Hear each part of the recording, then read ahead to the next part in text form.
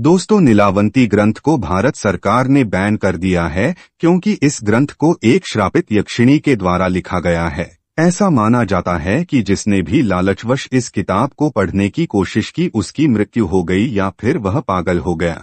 जब बहुत सारे मामले आने लगे तो भारत सरकार ने ग्रंथ को पढ़ने पर पूरी तरह से बैन लगा दिया। नमस्कार मित्रों, ट्रू वॉइस डिवोशनल चैनल पर आपका स्वागत है। तो आइए जानते हैं आखिर कौन थी नीलावंती और नीलावंती ग्रंथ को लालच में पढ़ने वाला पागल क्यों हो जाता है, फिर उसकी मृत्यु क्यों हो जाती है। जानेंगे सब कुछ इस वीडियो के माध्यम से। आगे बढ़ने से पहले अगर अभी तक आपने इस चैनल को सब्सक्राइब नहीं किया है तो सब्सक्राइब बटन दबाकर बेल आइकन जरूर दबाएं। दोस्तों, यह बहुत समय पहले की बात है। उत्तर प्रदेश के एक छोटे से गांव में एक आदमी था। उसकी एक पत्नी और एक छोटी सी बच्ची थी। जब वह बच्ची 5 वर्ष की हुई तो उसकी मां की मृत्यु हो गई। इस बच्ची का नाम नीलावंती था। नीलावंती की मां की मृत्यु के पश्चात नीलावंती के पिता ने उस गांव को छोड़ दिया और नीलावंती को लेकर दूसरे गांव में चले गए। दोस्तों, नीलावंती के पिताजी को आयुर्वेद का अच्छा खासा ज्ञान था। नीलावंती भी अपने पिता से आयुर्वेद का ज्ञान लेती थी। नीलावंती के अंदर एक खासियत थी कि वह पेड़ पौधों, जानवरों, पशु पक्षियों सबकी भाषा समझती थी। यही नहीं, नीलावंती के स्वप्न में शैतान भी आते थे और नीलावंती को जमीन के नीचे गड़े हुए धन दौलत के बारे में जानकारी देते थे। लेकिन नीलावंती के अंदर उसके पिताजी के अच्छे संस्कार थे, इसीलिए वह सब कुछ जानते हुए भी धन दौलत जमीन के नीचे से खोदकर नहीं निकालती थी। नीलावंती को पेड़ पौधे और शैतान जो भी मंत्र बताते थे वह पीपल के पत्ते से बनी किताब पर लिख लेती थी।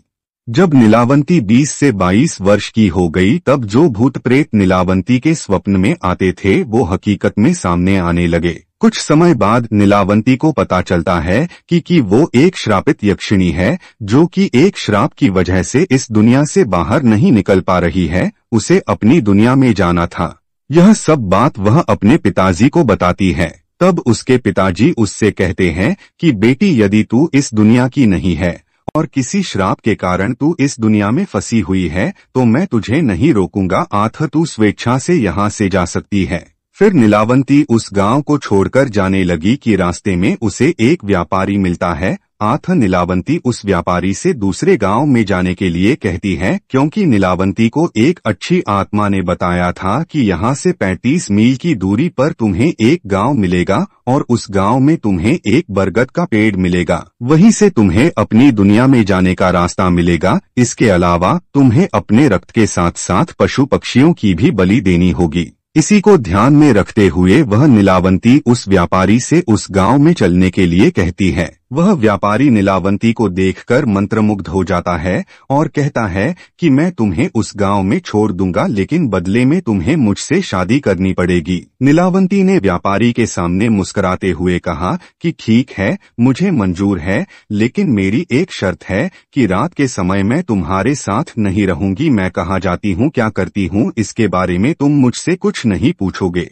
व्यापारी ने कहा कि ठीक है, मुझे मंजूर है। उसके बाद वह व्यापारी नीलावंती को अपने बैलगाड़ी में बिठाकर उस गांव में ले गया।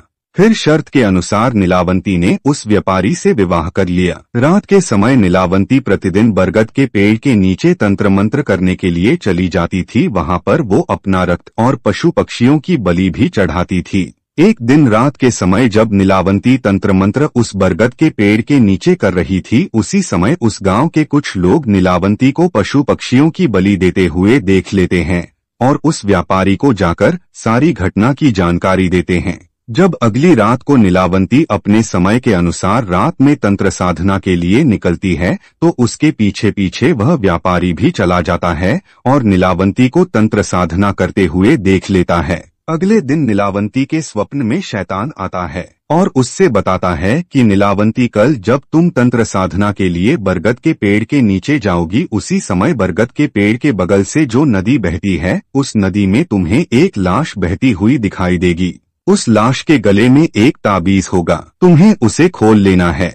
गले से ताबीज को निकालने के बाद उसी नदी में तुम्हें एक नाव पर सवार आदमी मिलेगा। तुम्हें इस ताबीज को उस आदमी को दे देना है। वह तुम्हें दूसरी दुनिया के दरवाजे तक पहुंचाने में तुम्हारी मदद करेगा। उस शैतान ने नीलावंती से यह भी कहा कि तुम्हें अपनी दुनिया में वापस लौटने का सिर्फ यही एक ही चांस मिलेगा, दोबारा चांस तुम्हें नहीं मिलेगा। अगले दिन नीलावंती बहुत खुश हुई और रात के समय बरगद के पेड़ के नीचे चली गई। वह तंत्र साधना करके अपनी रक्त की तथा पशु पक्षी की बलि दे ही रही थी कि उसे नदी के किनारे एक लाश बहती हुई दिखाई देती है। नीलावंती उस लाश के पास जाती है और उसके गले में बंधे हुए ताबीज को निकालने की कोशिश करती है। उसी समय वहां पर वह व्यापारी भी आ गया जो अपने असली शैतानी रूप में आ गया था। वह ताबीज की पहली गांठ खोल पाई थी, दूसरा खोलने ही वाली थी कि गांव वाले वहां आ गए और नीलावंती को नरभक्षी समझकर कहने लगे कि ये दोनों शैतान हैं, ये दोनों तो सभी गांव वालों को मार डालेंगे, अतः इन दोनों को मार डालो। सभी गांव वालों ने अपने अपने हथियार लेकर दोनों को दौड़ा लिया। नीलावंती तो बच गई, लेकिन गांव वालों ने उस राक्षस को मार गिराया। राक्षस होने की वजह से वह दोबारा जीवित हो उड़ा और नीलावंती के पास आकर बोला कि तुम मुझे ये किताब दे दो जिसमें तुमने मंत्रों को लिखा है, और मुझे कुछ नहीं चाहिए। तब नीलावंती ने सोचा कि यदि यह किताब इस शैतान को मिल गया तो यह दुनिया के लिए अनर्थ साबित हो सकता है। अतः नीलावंती ने उस किताब को श्रापित करते हुए कहा कि जिसने लालच में आकर इस किताब को पूरा पढ़ लिया उसकी तुरंत मृत्यु हो जाएगी, और जिसने इस किताब को आधा पढ़कर बीच में ही छोड़ दिया वह पागल हो जाएगा। यह कहकर नीलावंती उस किताब को लेकर भाग गई। उसके बाद नीलावंती का आज तक पता नहीं चला कि वह कहाँ गई। कुछ समय पश्चात वह किताब एक साधु को मिलती है। उस साधु के मन में किसी भी तरह का कोई लालच नहीं था, चूंकि वह किताब दूसरे भाषा में लिखी गई थी। अतः उस साधु ने उसे सरलतम रूप में अनुवाद करके लिखा ताकि सबको समझ में आ जाए। मित्रों, आज के लिए बस इतना ही। उम्मीद करते हैं आपको हमारा वीडियो अच्छा लगा हो। अभी तक आपने इस चैनल को सब्सक्राइब नहीं किया है तो सब्सक्राइब बटन दबाकर बेल आइकन पर क्लिक करें। धन्यवाद।